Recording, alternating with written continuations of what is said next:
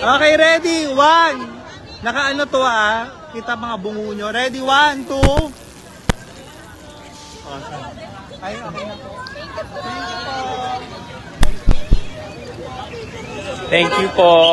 Excuse me lang po.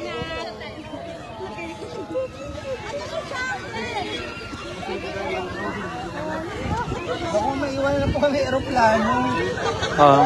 Excuse me lang po. Thank you po.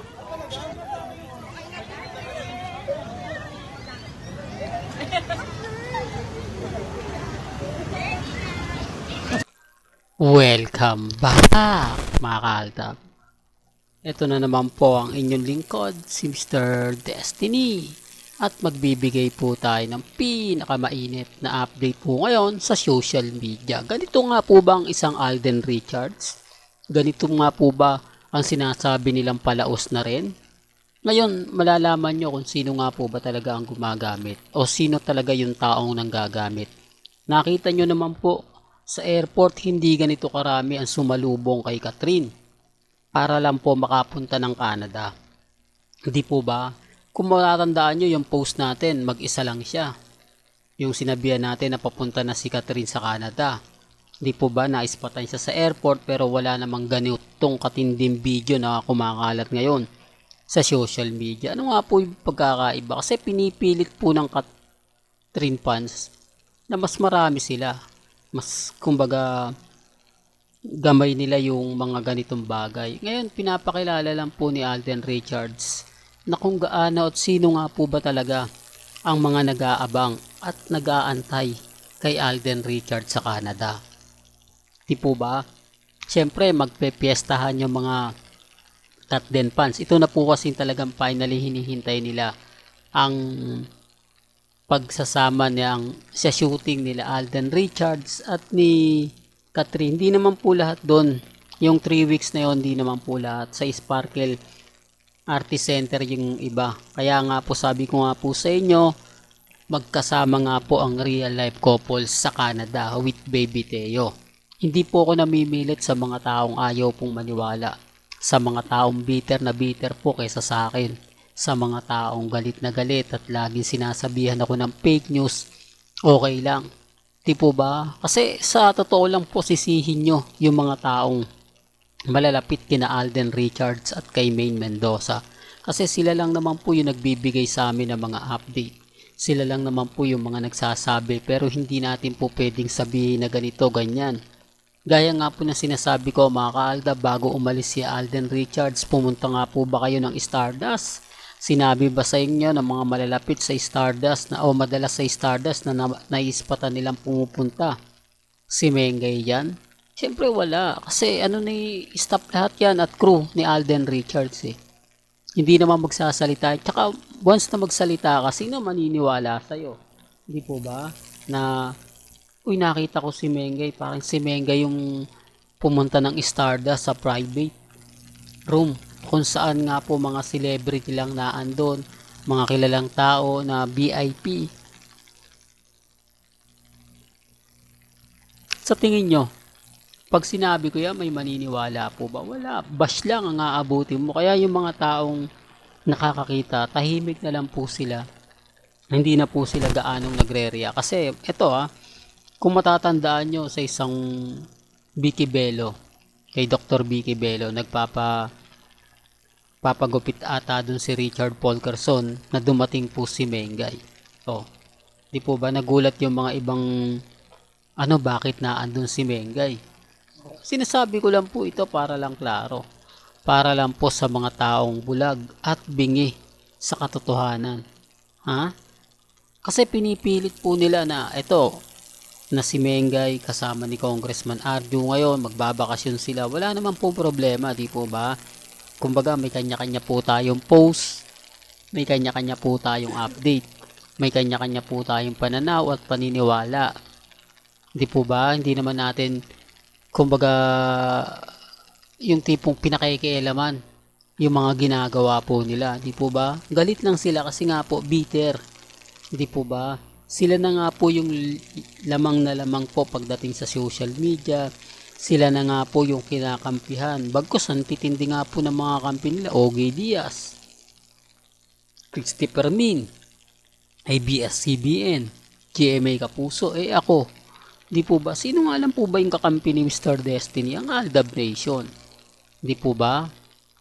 Tayo lang po nagkakaintindihan at nagkakaunawaan. Tapos sinasabihan nga po nila, binabayaran ko raw po ang mga mamis, mga titas na pumapabor sa akin. Wala nga po tayong kakayanan magbayad ng ganyan, no? Tapos ngayon, ako pa po yung nagbabayad, ako pa raw po yung ganito ganyan. Para lang po bumagsak yung Aldab Nation, ganito po nila ginagawa sa akin. Siguro naman po nakita nyo na po sa mga komento, lalo na po sa Facebook. Pero okay lang po yun. Kasi alam niyo naman po sa channel ni Mr. Destiny, galit sila kasi nababasag natin sila. Galit sila kasi tayo po yung nauuna. Di po ba? Paglipad ni Alden Richards, matik na yan. O, sino nga po ba ang umalis biglang? Ito nga po sabi ko sa inyo, pagkawala ni Mengay sa Itbulaga, araw pa ng Sabado. Kaya doon questionable pa eh. Di po ba? Tapos sinasabi nila, nandito lang naman si Mengay bakasyon eh. Bakit hindi niya pa tinapos yung Sabado? Ba't hindi pa siya nagpakita nung Sabado para klaro? Na para mas matindi yung masasabi ng mga Armin at main fanatics na fake news si Mr. Destiny. Pero kita nyo naman po, lahat ng sinabi ni Mr. Destiny sapul na sapul. Di po ba? Laging coincidence na lang yung mga ina-update ko? O lagi na lang talagang tumutugma pa yung mga sinasabi ko dahil kumbaga napipredict ko? Hindi po. Kasi may nagsasabi po sa atin. May mga tao pong kumbaga nagre-react, nagko-komento na talagang mapagkakatiwalaan. Po ba? Sila po talaga yung nakapagsasabi. Kaya ang sabi ko sa inyo, may mga bagay-bagay po sa social media na masarap pong magbasa. Maliban lang po sa mga taong toxic. Malalaman mo naman agad eh. Di po ba? Kasi yung iba pag nagkomento, mas alam ko yan. Po ba? Mas maganda siyang kausapin kasi hindi naman siya magmayayabang sa social media. Di po ba kung wala po talaga siyang nalalaman? Ganyan naman po yung Pilipino kapag alam niya yon, matalino, kumbaga alam niya yon, talagang sasagutin niya yon, talagang ipaglalaban niya. Maliban lang kung wala po talaga siyang alam. Maliban lang kung umaasa rin siya sa social media. Maliban lang kung tumitingin lang siya. Maaari yon. Pero gaya po ng pinapaliwanag natin, panalo po tayo dito sa labanang ito. Dahil hindi po binanggit ni Alden Richards na kumbaga MU. Kumbaga darating yung point na kami ni Catherine, darating yung point na siguro may lang kami ni Catherine ngayon. Gusto ko siya, di ba? Kumbaga si Catherine yung tipo ng babae na kumbaga madali mong ganito, madali mong ganyan. Ba't hindi sinabi ni Alden Richards? Di po ba? Bakit wala siya binanggit? Hindi nga po niya nabangkit si Catherine Bernardo. Hindi nga po niya nabigyang kumbaga pansin ng mga cut din. Kaya nga sabi ko sa inyo mga kaaldab, wag po kayo maniniwala na tatapusin muna yung pelikula. Di po ba? Ganyan pagtatanggol po talaga. Normal lang po yan mga kaaldab na ipagtatanggol po nila si Catherine. Normal lang po yan na sasabihin nila na si Alden kasi ganito ganyan. Gaya nga po na sinasabi ko at napanood nyo naman po yung video na to. Karamihan po, di po ba? Mga mamis, mga titas, mga senyor, yung nagpa-picture kay Alden na muntik pa pong, kumbaga sabi ni Liza, baka maiwan nga po sila ng eroplano. Karamihan dyan mga mamis. Tapos makikita lang magsayaw si Catherine. Kalat na kalat sa Facebook, sa Twitter, sa Instagram, sa website na nakabuyang-yang. Sa tingin nyo po ba magugustuhan niya ng mga fans ni Alden Richards? Sa tingin nyo po ba kapag nakita yan ng pamilya ni Alden Richards, matutuwa po sila? Hindi, para lang klaro. Di po ba? Nakita nyo naman po yung sexing suit ni Mengay dati sa Itbulaga. Yung sumayaw siyang napaka-sexy. Balot na balot siya. Hindi siya yung tipo na, kumbaga hindi naman, although sexy talaga siya, pero yung damit, di po ba, na sobrang iksi, never. Kasi buo pa rin po yung damit ni Mengay. Ganon din po sa bench.